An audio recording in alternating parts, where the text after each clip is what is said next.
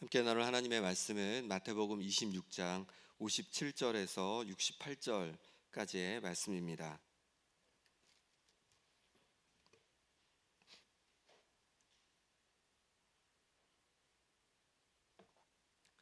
마태복음 26장 57절에서 68절의 말씀을 제가 봉독하겠습니다.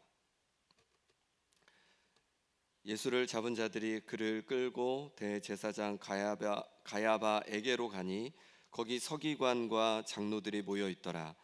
베드로가 멀찍이 예수를 따라 대제사장의 집들에까지 가서 그 결말을 보려고 안에 들어가 하인들과 함께 앉아 있더라.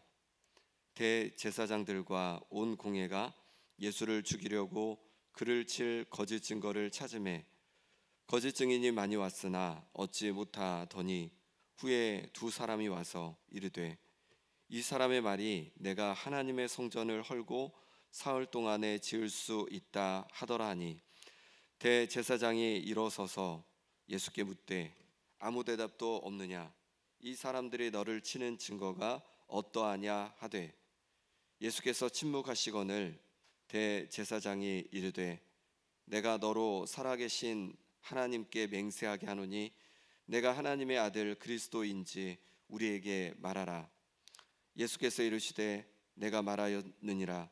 그러나 내가 너희에게 이르노니 이후에 인자가 권능의 우편에 앉아 있는 것과 하늘 구름을 타고 오는 것을 너희가 보리라 하시니 이에 대제사장이 자기 옷을 찢으며 이르되 그가 신성모독하는 말을 하였으니 어찌 더 증인을 요구하리요?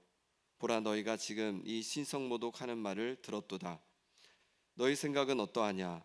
대답하여 이르되 그는 사형에 해당하니라 하고 이에 예수의 얼굴에 침 뱉으며 주먹으로 치고 어떤 사람은 손바닥으로 때리며 이르되 그리스도야 우리에게 선지자 노릇을 하라. 너를 친 자가 누구냐 하더라. 아멘. 정체성 선포 두 번 함께 선포하겠습니다. 나는 주님의 기쁨입니다. 존재 자체로 하나님께 미소를 드리는 사랑스러운 자녀입니다. 나는 주님의 기쁨입니다. 존재 자체로 하나님께 미소를 드리는 사랑스러운 자녀입니다. 아멘. 고난주간 특별 새벽 기도회 이제 오늘부터 하게 되는데요. 오늘부터 예수님께서 고난 당하신 그 과정들, 또 십자가 지시는 그 장면들, 우리가 하나씩 이렇게 살펴보면서 예수님의 그 고난 당하신 그 시간들을 우리가 함께 묵상해 가려고 합니다. 예수님은 이제 감람산에 있는 겟세마네 동산에서 가룟 유다와 그리고 대제사장들이 보낸 그런 무리들에 의해서 잡히셨습니다. 잡히시고 나서 이들은 예수님을 대제사장 가야바의 집으로 끌고 가게 됩니다. 그곳에는 이 대제사장만 있던 것이 아니라 서기관과 백성의 장로들, 그러니까 이 유다의 그 지도자, 유대 땅의 지도자들이 함께 모여 있었습니다. 예수님을 위해 자신의 목숨까지도 내놓겠다고 가장 먼저 말했던 제자인 베드로는 멀찍이 예수님을 따라갔습니다. 58절 말씀입니다. 베드로가 멀찍이 예수를 따라 대제사장의 집 뜰에까지 가서 그 결말을 보려고 안에 들어가 하인들과 함께 앉아 있더라. 아멘. 베드로는 멀찍이 예수님을 따라가면서 예수님께서 도대체 어떻게 되실까 그 결말을 보고자 예수님을 따라간 것입니다. 그래서 그 대제사장의 하인들과 함께 그렇게 앉아 있었습니다. 안에 들어가서 대제사장의 집 안에 들어가서 하인들과 함께 그렇게 앉아 있었습니다. 그러면서 예수님께 일어난 일들을 유심히 이제 살펴보는 겁니다. 어떻게 우리가 대제사장 가야바의 집에서 일어난 일들, 예수님께 일어난 일들을 우리가 알 수 있겠습니까? 바로 베드로가 이것을 유심히 보았고 그것을 전해 주었기 때문에 이 마태도 이렇게 성경에 기록할 수 있었고 우리까지 이제 알게 된 것입니다. 그러니 우리가 함께 읽은 오늘 말씀은 베드로가 전해준 증언이다라고 할 수 있을 것입니다. 그럼 베드로는 어떤 것을 보고 들었겠습니까? 59절에서 61절 말씀을 같이 읽어보겠습니다. 대제사장들과 온 공회가 예수를 죽이려고 그를 칠 거짓 증거를 찾음에 거짓 증인이 많이 왔으나 얻지 못하더니 후에 두 사람이 와서 이르되 이 사람의 말이 내가 하나님의 성전을 헐고 사흘 동안에 지을 수 있다 하더라 하니. 여기 보면 공회가 나오는데 공회는 이 사내들인 공회를 말합니다. 로마가 지배를 하고 있을 때인데 로마는 이 유대 땅에 어느 정도 자치권을 허락해 주었습니다. 그래서 71명으로 구성된 이 유대 땅의 지도자들이 함께 모여가지고 중요한 결정들을 하기도 하고 또 재판을 하기도 했습니다. 그런데 어디에 모인 겁니까? 대제사장 가야바의 집에 이들이 함께 모인 것입니다. 그럼 이들은 왜 모였을까요? 바로 예수님을 죽이기 위해서였습니다. 이 공회는 두 그룹으로 주로 구성되어 있는데 한 부류는 바리새파고 또 다른 한 파는 사두개파입니다. 이 사두개파는 어떤 사람들이냐면 그 사회에 유대 사회에 권력을 가지고 있는 사람이었습니다. 대제사장을 비롯한 권력을 가지고 있는 어떻게 보면 귀족이라고 할 수 있을 겁니다. 그런 사람들이 이 사두개파였습니다. 어느 날 예수님께서 성전에 들어가실 때 성전에서 이제 비둘기 팔고 돈 바꾸는 장사꾼들을 보면서 이제 뭐라고 하시죠? 아버지의 집은 기도하는 집인데 너희가 강돼 소굴로 만들어 버렸다라고 꾸짖고 쫓아내시고 막 그렇게 하시잖아요. 근데 왜 그들이 이렇게 성전에서 장사를 하고 있었을까요? 대제사장들이 그것을 허용을 한 거죠. 그래서 그것을 통해서 많은 이익을 얻고 있었던 것입니다. 이들은 어떤 누룩을 가지고 있었냐면 탐욕의 누룩을 가지고 있었던 것이죠.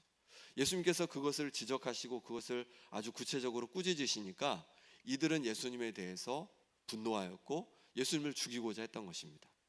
바리새파는 그럼 어떻습니까? 바리새파는 어떤 누룩을 가지고 있었습니까? 외식하는 누룩을 가지고 있었습니다.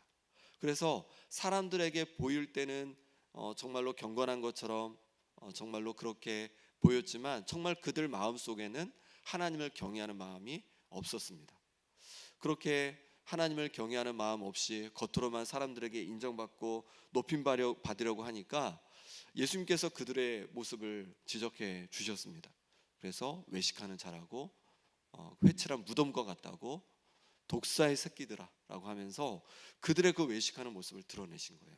그랬더니 그들이 예수님께 분노하여서 예수님을 이제 죽이려고 했던 것이죠.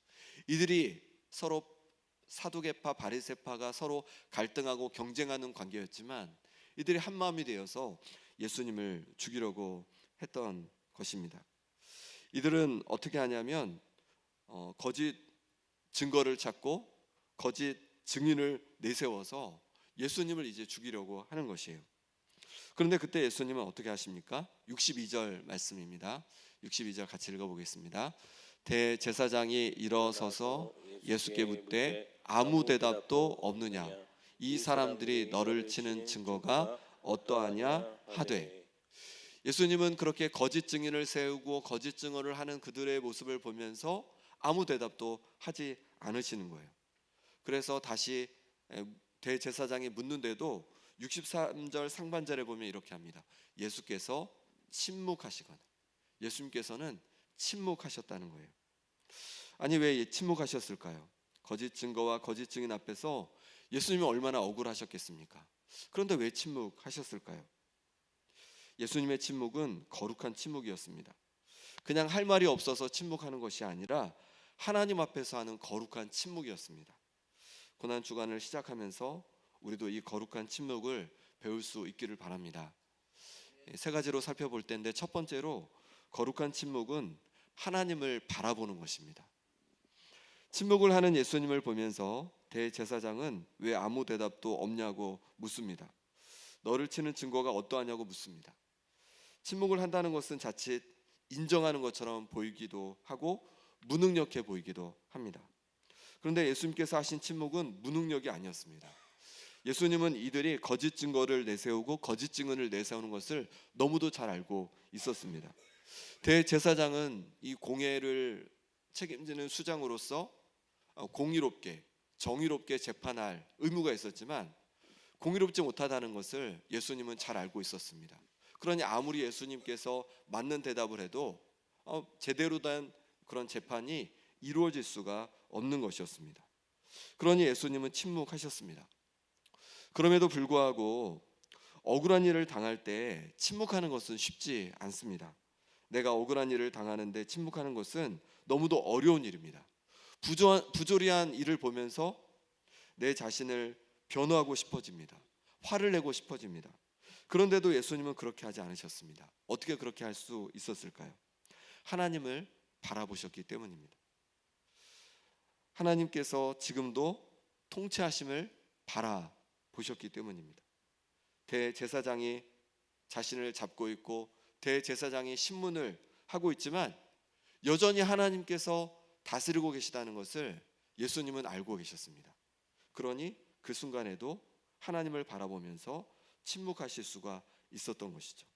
하나님을 바라보며 거룩한 침묵을 하실 수 있었던 것입니다. 우리 성경을 한번 찾아보겠습니다. 시편 37편 말씀을 함께 찾아보겠습니다. 구약 성경 828쪽입니다. 잘 표시해 두시고 시편 37편 말씀을 같이 찾아보겠습니다.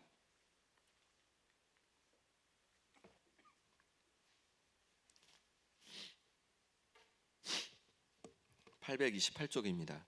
시편 37편 1절 말씀 같이 읽겠습니다.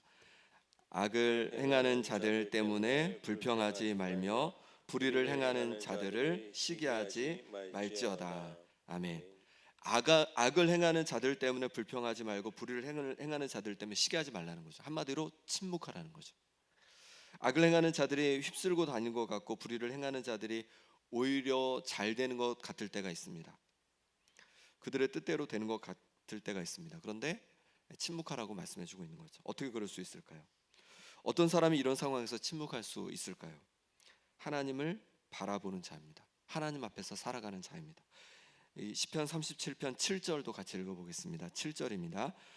여호와 앞에 잠잠하고 참고 기다리라. 자기 길이 형통하며 악한 꾀를 이루는 자 때문에 불평하지 말지어다. 여호와 앞에 하나님 앞에 참고 기다리라라고 그렇게 말씀해주고 있습니다. 하나님 앞에 있음을 알 때 참고 기다릴 수가 있는 거죠. 악한 꾀를 이루는 자들 때문에 불평하지 않을 수 있는 거죠. 거룩한 침묵을 할 수가 있는 것입니다. 그리고 9절 말씀도 같이 읽어보겠습니다. 9절입니다. 시작. 악을 행하는 자들이 끊어질 것이나 여호와를 소망하는 자들은 땅을 차지하리로다. 아멘. 진실로 악을 행하는 자들은요 끊어질 거라는 거예요. 하지만 여호와를 소망하는 자들, 여호와 하나님을 바라보는 자들은 땅을 차지할 것이라고 말씀해주고 있습니다. 어떻게 악한 이들이 잘 되는 것 같은데 악한 꾀를 이루는 자들이 있는데 참고 기다릴 수 있겠습니까? 침묵할 수 있겠습니까? 하나님을 바라볼 때입니다. 하나님을 소망할 때입니다. 그럴 때 우리는 거룩한 침묵을 할 수 있는 것입니다. 하나님께서 온 세상을 다스리심을 믿음으로 붙잡고 살아갈 때 그럴 때 거룩한 침묵을 할 수 있는 것이죠. 예수님도 너무 억울하셨습니다. 그런데 온 세상을 지금도 다스리시는 하나님을 바라볼 때 예수님은 거룩한 침묵을 하실 수 있었던 것입니다. 우리도 거룩한 침묵을 연습하면 좋겠습니다. 때로 억울해도 때로 부조리해 보여도 침묵하는 거죠. 거룩한 침묵을 하는 겁니다. 왜냐하면 하나님께서 여전히 우리를 다스리고 계시기 때문에 그렇습니다. 다윗의 왕위는 굉장히 견고했습니다. 그런데 아들 압살롬이 어느 날 반역을 한 거예요. 그래서 예루살렘 성에서 쫓겨나게 된 겁니다. 근데 쫓겨날 때 혼자 간 것이 아니라 군대를 이끌고 신하들을 데리고 이제 도망을 갑니다.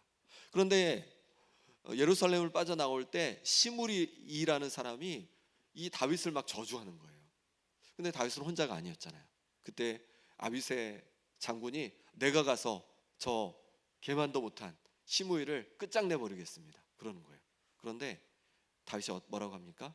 가만히 있으라는 거예요. 내비두라는 거예요. 그냥 저가 나를 저주하도록 내비두라는 거죠.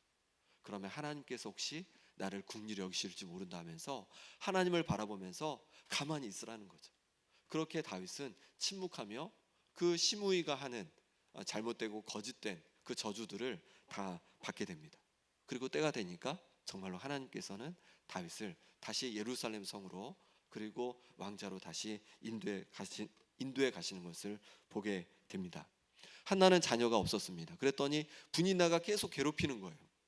그때 이 한나는 어떻게 했을까요? 분인나 앞에서 침묵했습니다. 그리고 하나님 앞에서 간절히 눈물을 흘리며 애통하며 기도했던 것이죠. 그럴 때 하나님께서 이 한나의 기도를 들으시고 그리고 사무엘이라는 아들을 주신 것입니다. 우리가 사람들에게 말하기 시작할 때, 사람들에게 불평하고 또 원망하고 말하기 시작할 때 기도할 힘을 잃게 됩니다. 그러니 사람들 앞에서 때로 내 가운데 힘듦이 있고 어려움이 있어도 내 입술을 지켜야, 그럴 때야 우리는 하나님 앞에 나와서 하나님을 바라보며 기도할 힘을 얻게 되는 것이죠. 그러니 우리가 거룩한 침묵을 하며 하나님 앞에서 우리의 마음을 내어놓는 하나님의 사람들이 될 수 있기를 바랍니다. 거룩한 침묵은 하나님을 바라보며 하나님께서 싫어하시는 말을 삼가는 것입니다. 고난주간을 보내면서 거룩한 침묵을 연습해 보면 좋겠습니다. 어떤 것이 있을까요? 우리가 하지 말아야 할 말이 어떤 말이 있을까요? 불평하는 말, 또 시기하는 말, 험담의 말, 그리고 불신의 말, 정죄의 말, 절망의 말, 이렇게 하나님께서 기뻐하지 않은 말들을요 우리가 삼가보는 거죠. 거룩한 침묵을 해보는 거죠. 그리고 하나님 아버지를 바라보는 것입니다. 그렇게 하나님 아버지를 바라보며 거룩한 침묵을 해가는 우리가 되기를 바랍니다. 두 번째로 거룩한 침묵은 진리를 말할 힘을 우리에게 줍니다. 예수님께서 침묵하시니까 대제사장은 예수님의 입을 떼게 하고 싶었던 것 같습니다. 그래서 자신도 모르게 진리를 말합니다. 63절 말씀 같이 읽겠습니다. 예수께서 침묵하시거늘 대제사장이 이르되 내가 너로 살아계신 하나님께 맹세하게 하노니 내가 하나님의 아들 그리스도인지 우리에게 말하라. 대제사장은 예수님께서 자신을 하나님의 아들이요 그리스도로 생각하는지를 물었습니다. 자신도 모르게 진리를 말한 거죠. 예수님께서 하나님의 아들이시고 그리스도신데 정말 너는 그렇게 너 자신을 생각하냐라고 예수님께 진리를 물어본 거예요. 그때서야 예수님은 침묵하시던 입을 떼십니다. 64절 말씀입니다. 예수께서 이르시되 내가 말하였느니라. 그러나 내가 너희에게 이르노니 이후에 인자가 권능의 우편에 앉아 있는 것과 하늘 구름을 타고 오는 것을 너희가 보리라 하시니. 아멘. 예수님은 내가 말하였다라고 그렇게 말씀해 주고 있죠. 내가 말하였다는 거죠.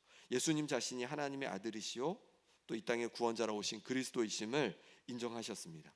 그리고 이제 권능 가운데 예수님께서 다시 이제 이 땅에 심판주로 오실 것을 알려주신 것입니다. 곧 예수님께서 그동안 침묵하셨던 예수님은 진리에 대해서는 침묵하지 않으셨던 것입니다. 하나님을 바라보며 거룩한 침묵을 하셨던 예수님은 진리에 대해서는 주저하지 않고 입을 떼신 것입니다. 거룩한 침묵은 우리로 하여금 진리를 말할 힘을 줍니다. 우리가 거룩한 침묵을 하지 못한다고 한번 생각해 보십시오. 일터에서 매일 불평하고 시기하고 또 절망하고 낙심의 말들을 막 하는 거예요. 우리의 입술을 거룩한 입술로 지키지 못하고 거룩한 침묵을 하지 못하는 겁니다. 그러면 일터에서 어떻게 우리가 진리를 말할 수 있겠습니까? 예수님께서 우리의 구원자라고 나는 하나님의 자녀라고 어떻게 말할 수 있겠습니까? 거룩한 침묵을 할 때 우리는 내 삶의 자리에서 진리를 말할 수 있는 힘을 얻게 되는 것입니다. 내 자신을 한번 돌아보시기 바랍니다. 나는 과연 자신 있게 진리를 말할 수 있는지, 예수 그리스도를 전할 수 있는지, 그렇지 못하다면 혹시 거룩한 침묵을 하지 못해서 그런 것은 아닌지를 돌아보면 좋겠습니다. 거룩한 침묵을 하지 못하니 감히 진리를 말할 수 없는 것은 아닙니까? 우리 가운데 거룩한 침묵이 있기를 바랍니다. 그래야 우리는 자신 있게 진리를 말할 수 있는 것입니다. 에스더서에 보면 하만이 왕을 움직여서 유대인을 말살해 버리는, 이 페르시아 제국 전체에서 유대인을 말살해 버리는 조서를 내리게 됩니다. 왕이 내리게 되죠. 그때 에스더는요 즉각 반응하지 않습니다. 대신 모르드게와 의논하여서 3일 동안 금식합니다. 말하지 않고 금식합니다. 그리고 나서야 이제 용기를 내어서 담대하게 왕 앞에 나아가게 됩니다. 죽으면 죽으리다라는 각오로 왕 앞에 나아가게 됩니다. 그리고 왕을 위해서 잔치 자리를 마련하고 그리고 담대하게 진실을 말하는 거죠. 내 민족이 죽게 되었습니다. 만약 에스더가 금식하지 않고 또 그렇게 거룩한 침묵을 하는 시간이 없었다면 에스더는 어떻게 말을 하게 되었을까요? 두려움에 또 원망의 마음을 가지고 말을 할 수 있었을 것이고, 그러면 오히려 더 큰 해를 입을 수도 있었을 겁니다. 그런데 에스더가 그렇게 침묵하며 하나님 앞에 기도하는 시간들을 가졌기에 그는 담대히 그렇게 왕 앞에 나아가서 담대히 말할 수가 있었고, 그로 인하여서 유대 민족과 또 에스더는 생명을 유지할 수 있게 되었습니다. 우리도 하나님 앞에 거룩한 침묵을 할 때에야 진리를 말할 힘을 얻게 되는 것입니다. 기타 아시죠? 기타 이렇게 치는 기타. 기타 줄은 빈 공명통이 있어야, 통이 있어야 소리를 제대로 낼 수가 있습니다. 그런데 그 기타 통 안에 뭔가 다른 것들이 잔뜩 들어가 있어요. 그럼 소리를 제대로 낼 수 있을까요? 제대로 낼 수가 없습니다. 침묵은 무엇이냐면 내 마음을 비우고 내 자신을 비우는 것입니다. 거룩한 침묵을 통해서 내 심령을 비우는 거예요. 그럴 때야 우리는 진리를 말할 수 있고 우리를 통해서 진리가 세상에 울리게 될 줄 믿습니다. 세 번째로 거룩한 침묵은 사명의 길을 끝까지 걷게 합니다. 예수님께서 자신이 하나님의 아들 그리스도라고 인정하고 다시 오실 것을 말씀하셨습니다. 이에 제사장은 어떻게 할까요? 자기 옷을 찢으면서 분노하는 거예요.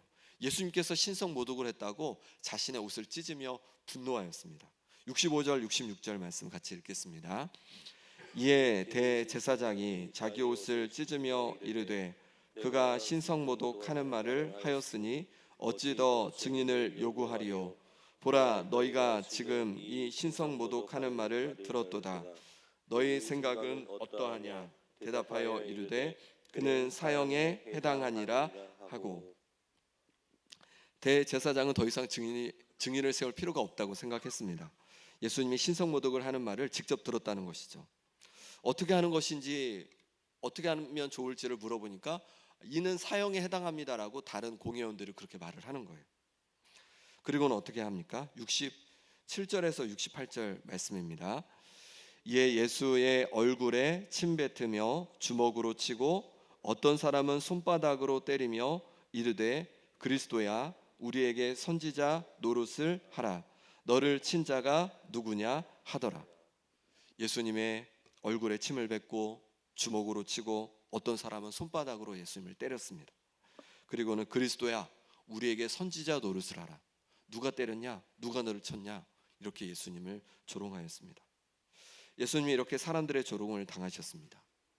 이렇게 시작하여서 예수님의 고난의 길을, 예수님은 계속 고난의 길을 걸어가시다가 결국은 십자가를 지시게 되는 것이죠. 어떻게 이 어려운 사명의 길을 예수님은 감당하실 수 있었을까요? 거룩한 침묵을 하셨기 때문입니다. 그래서 끝까지 사명의 길을 걸어가실 수가 있었습니다. 어떻게 우리가 우리에게 주신 사명의 길을 걸어갈 수 있겠습니까? 우리가 감당해야 할 사명의 길에도 때로 어려움이 있고 힘든 일이 있습니다. 그럼에도 불구하고 우리가 거룩한 침묵을 할 때에 우리는 끝까지 사명을 감당할 수 있는 것입니다. 여호수아와 이스라엘 백성들이 가나안 땅에서 처음 맞닥뜨린 성은 여리고성이었습니다. 하나님께서는 여리고성은 정말 견고한 성이었고 정말로 큰 성이었습니다. 그런데 하나님께서 이 성을 돌라는 거예요. 하루에 한 바퀴씩. 그리고 그렇게 6일 동안, 그리고 7째 날에는 7바퀴를 돌라는 거예요. 그런데 그렇게 돌 때 꼭 해야 할 것이 있다고 말씀해 주셨는데 침묵하라고 말씀해 주셨습니다. 말을 하지 말라는 거죠. 침묵해야 한다는 것이죠. 만약 침묵하지 않으면 어땠을까요? 왜 침묵하라고 하셨을까요? 침묵하지 않으면 많은 백성들이 돌기 때문에 누군가 두려움을 표현했을 겁니다. 바로 옆에 돌면 바로 적군이 있잖아요. 그럼 적들이 여리고 성에 있는 주민들이 언제든지 나와서 공격할 수 있잖아요. 그러니 한 사람이 두려움을 말로 표현하면 그 말이 또 다른 사람에게 져서 두려움으로 온통 이제 이스라엘 백성들은 가득 차게 되었을 것이고 7일 동안 돌 수도 없었을 거예요. 또 어떤 말을 하게 될까요? 불평의 말을 할 수 있겠죠.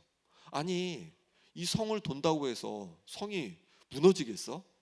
누군가 이렇게 불신의 말, 불평의 말을 하기 시작하면 그 말도 이렇게 점점 퍼져가게 될 것이었습니다.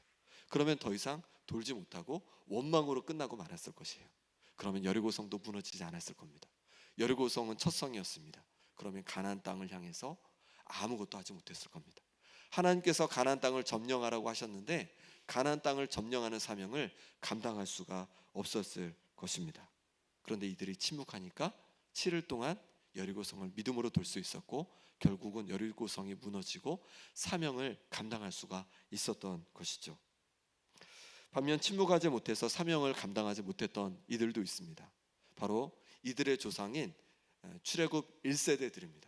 이들은 이제 광야길을 가다가 가데스 바나에 이르게 되었습니다. 그곳에서 12명의 정탐꾼을 보냈는데 10명이 돌아와서 얘기하는 거죠. 침묵하지 않고 얘기하는 거죠. 저기는 이 가나안 땅에는 용사들이 있고 높은 성벽이 있어서 우리가 감히 저 가나안 땅을 점령할 수 없다는 거예요. 두려움을 표현하고 불평을 표현합니다. 그랬더니 그것이 점점 퍼져가는 거죠. 백성들 사이에. 그래서 백성들이 울면서 우리가 여기서 다 죽게 되었다고 하면서 이제 모세를 원망하고 아론을 원망하게 되는 것이죠. 결국 하나님을 원망하게 되는 것이죠. 그리고 정말 그들은 그 입을 지키지 못해서 결국은 그 광야에서 1세대들은 모두 불평한 1세대들은 모두 다 죽게 됩니다. 사명을 감당하지 못하게 되는 것이죠. 우리가 어떻게 우리에게 주신 사명을 감당할 수 있습니까? 거룩한 침묵을 할 때에 우리는 우리의 사명을 감당할 수 있는 것이죠. 우리 김영교회가 어떻게 우리에게 주신 새로운 100년에서 우리에게 주신 그 사명을 감당할 수 있겠습니까? 어떻게 김영의 빛이 되고 제주의 빛이 되고 세계의 빛이 될 수 있겠습니까? 거룩한 침묵을 할 때입니다. 불평이 아니라 원망이 아니라 두려움이 아니라 낙심의 말이 아니라 불신의 말이 아니라 우리가 거룩한 침묵을 하며 주님을 바라보며 우리가 그렇게 하나 되어 나갈 때 주님께서 우리를 통해서 새로운 100년에 우리를 김영의 빛으로 제주의 빛으로 세계의 빛으로 우리를 놀랍게 사용해 주실 줄 믿습니다. 베드로는 처음부터 예수님의 이 거룩한 침묵을 지켜보았습니다. 사람들의 거짓 증언 앞에서도 침묵하신 예수님을 바라보았습니다. 그리고 그 거룩한 침묵 속에서 진리를 말씀하시는 예수님을 보았고 또 거룩한 침묵 속에서 사명의 길을 묵묵히 걸어가는 예수님의 모습을 보았습니다. 그리고 베드로는 나중에 예수님을 통해서 이것을 배우게 됩니다. 그래서 베드로도 거룩한 침묵을 이어갑니다. 복음을 전하면서 때로 힘들기도 하고 어렵기도 하지만 불평하지 않고 원망하지 않고 거룩한 침묵을 해갑니다. 그리고 거룩한 침묵 속에서 담대히 진리를 선포하고 거룩한 침묵 속에서 끝까지 사명의 길을 걸어갑니다. 나중에는 로마에서 거꾸로 십자가에 매달리기까지 끝까지 복음을 전하는 사명을 감당했다고 전해집니다. 우리도 마찬가지입니다. 어떻게 우리가 우리에게 주신 사명의 길을 감당할 수 있고 또 진리를 세상에 전할 수 있겠습니까? 우리의 입을 지킬 때, 거룩한 침묵을 할 때, 거룩한 침묵을 하며 하나님을 바라볼 때 하나님께서는 우리를 통해서 세상의 진리가 선포되게 하시고 또 우리에게 주신 사명을 온전히 감당하게 하실 줄 믿습니다. 이 시간 함께 기도하겠습니다. 이 시간 기도하실 때 하나님 아버지, 침묵하지 못하고 불평과 원망의 말, 시기와 다툼의 말, 절망의 말들로 가득했던 나의 모습을 용서하여 주옵소서. 이제 거룩한 침묵을 하기 원합니다. 하나님 아버지를 바라보며 거룩한 침묵을 배워가게 하여 주옵소서. 그리하여 담대히 진리를 선포하고 사명의 길을 묵묵히 걸어가는 주님의 사람이 되게 하여 주옵소서. 우리 김영교회가 새로운 100년에 우리에게 주신 사명을 감당케 하여 주옵소서. 김영의 빛으로, 제주의 빛으로, 세계의 빛으로 온전히 쓰임받게 하여 주옵소서. 이 시간 우리 함께 기도하겠습니다. 하나님 아버지, 주께서 붙잡아 주시기를 원합니다.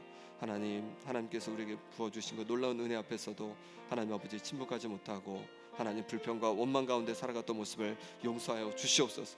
시기와 아버지 하나님 다툼의 말로 가득했던 모습을 용서하여 주옵소서. 절망의 말로 가득했던 아버지 나의 모습을 용서하여 주옵소서. 아버지, 이제 거룩한 침묵을 해가기 원합니다. 하나님 아버지를 바라보기 원합니다. 아버지 하나님 거룩한 침묵을 배우기 원합니다. 아버지 하나님 붙잡아 주시옵소서. 그래서 주님 앞에 거룩한 침묵을 해가게 도와주시고 주님 앞에 영광 돌릴 수 있도록 하나님 아버지 입술을 붙잡아 주시옵소서. 하나님 아버지, 그러므로 말미암아서 담대히 복음을 증거할 수 있는 입술 되게 도와주시고 아버지 하나님 사명의 길을 묵묵히 걸어가는 주님의 사람이 되어지기를 원합니다. 아버지 하나님 붙잡아 주시옵소서. 아버지 하나님 입술을 붙잡아 주시옵소서. 아버지 하나님 정말로 분노하고 또 아버지 하나님 정말로 아버지 하나님께서 했던 모습들을 하나님 아버지 긍휼하게 주시기를 원합니다. 아버지 하나님 주께서 붙잡아 주셔서 이제 아버지 하나님 이것을 절제하게 하여 주시고 자제하게 도와주시고 아버지 하나님과 침묵으로 말미암아서 하나님께 영광 돌리게 하여 주옵소서. 알로 하나님 아버지 하나님 영광 돌리지 못했던 모습들, 하나님의 영광을 가렸던 모습을 주여 용서하여 주옵시고 이제 아버지 하나님 거룩한 침묵을 통하여서 아버지 하나님 기뻐하시는 모습으로 하나님께 영광 돌리는 삶으로 살아갈 수 있도록 주여 역사하여 주시옵소서. 아버지 하나님께서 도우시기를 원합니다. 은혜 부어 주시기를 원합니다. 아버지 하나님께서 붙잡아 주셔서 아버지 하나님의 교회를 온전히 사용하여 주시기를 원합니다. 아버지 하나님께서 은혜 부어 주시기를 원합니다. 아버지 거룩한 침묵이 있는 아버지 우리 김영교회가 되게 하여 주옵소서. 그래서 새로운 100년에 아버지 하나님 정말로 주님 앞에 김영의 빛으로, 제주의 빛으로, 세계의 빛으로 온전히 쓰임받는 아버지 하나님 우리 교회가 될 수 있도록 역사하여 주시옵소서. 아버지 하나님 주께서 붙잡아 주시기를 원합니다. 주께서 은혜 부어 주시기를 원합니다. 주님 함께하여 주옵소서. 주님 은혜를 부어 주시옵소서. 주님 그래서 내 침묵으로 아버지 하나님 나아갈 수 있도록 주여 도와 주시옵소서. 주님 함께하여 주시옵소서. 우리 한 번 더 기도할 때 우리 아픈 환우들을 위해 기도하겠습니다. 우리 김봉자 권사님, 오기숙 권사님, 김병태 집사님, 강호윤 집사님, 또 현노아, 최경 간사님, 윤봉자 권사님, 김명동 집사님, 윤성희 장로님, 하나님께서 회복의 은혜를 부어주시도록 하나님께서 은혜를 주시도록 기도해 주시고 또 여러 가지 어려움과 문제를 통해서 힘들어하는 우리 성도들을 위해서 또 재정에 어려움이 있는 성도들을 위해서 또 우리 구역에 또 힘들어하는 성도들을 위해서 이 시간 우리 간절히 함께 기도하겠습니다. 아버지 하나님께서 은혜 부어 주시기를 원합니다. 하나님 아버지, 하나님께서 치유와 회복의 은혜를 부어 주시옵소서. 아버지 하나님께서 주신 은혜 속에서 다시 힘을 내 살아가게 하여 주시옵소서. 심장을 주여 강건케 하여 주시고 기관지 온전히 회복되게 하여 주시옵소서.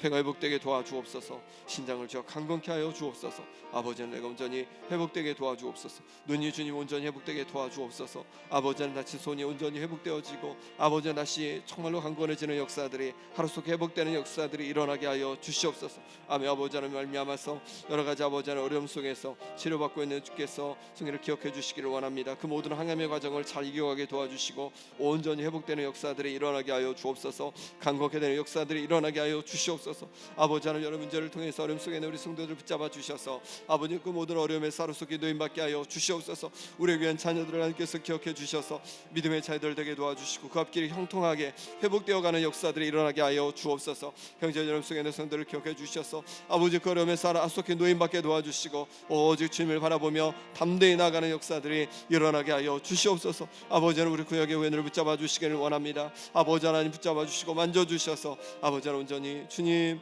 다시금 온전한 회복을 경험하고 누릴 수 있도록 주 인도하시고 역사하여 주시옵소서. 아버지는 도와주시기를 원합니다. 주님 붙잡아 주옵소서. 주님 함께하여 주시옵소서. 주님 붙잡아 주옵소서.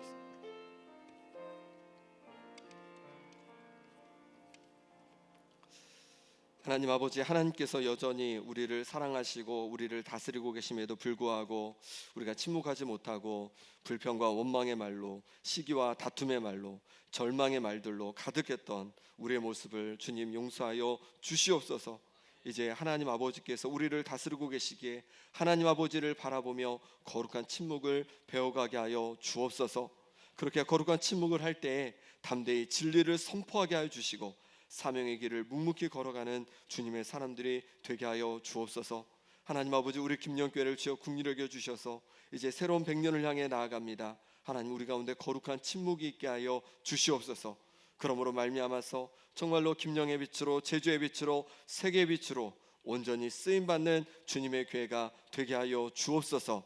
아픈 성도들 기억해 주셔서 육신을 강건케 도와주시고, 여러 어려움 속에 있는 성도들 기억해 주셔서 그 어려움 가운데 노임받게 하여 주옵소서. 우리의 자녀들을 주여 긍휼히 여겨 주셔서 아버지 하나님, 믿음의 사람 되게 도와주시고 그 앞길을 주님 형통함으로 인도하여 주옵소서. 경제적인 어려움 속에 있는 성도들 기억해 주셔서 그 어려움에서 노임받고 하나님께서 채우시고 도와주시는 역사를 경험케 하여 주시옵소서. 하나님 아버지, 우리를 사랑하시는 하나님 아버지, 우리를 붙잡아 주셔서 날마다 주님 기뻐하시는 삶의 모습으로 회복하여 주옵소서. 하나님 아버지, 특별 새벽 기도에 감사함으로 하나님 앞에 귀한 예물 올려드린 가정이 있습니다.